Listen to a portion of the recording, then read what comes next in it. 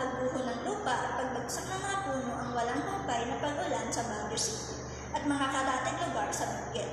Nagsimula ang malakas na pag-ulan kagabi at nagpatuloy hanggang kaninang umaga. Sa Tuba, Benguet, isang landslide ang tumama sa Cannon Road sa Com 6, bandang alas 8 ng umaga. Dahil sa dami ng debris at patuloy na panganib, agad na isinara ng mga pulis ang highway.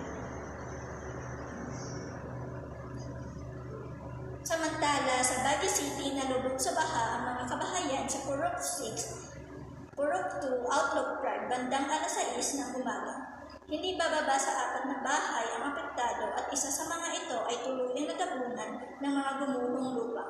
2 babae ang natagumpay na niligtas matapos matrap sa loob ng kanilang bahay. Samantala, ang mga apektadong residente ay inilikas sa isang kalapit na evacuation center. Dagdag pa sa mga problema, isang malaking puno rin ang bumagsak sa parehong barangay. Nablock ang mga kalsada at nasira ang mga linya ng kuryente.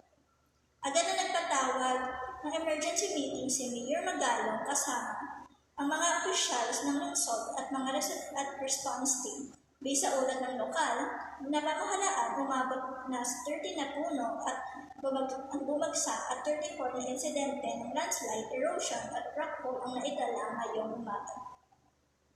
Iyan po ang mga pinakahuling balita. Ito po si Rachel Espinilla ang nag-uulat para sa nagbabagang balita.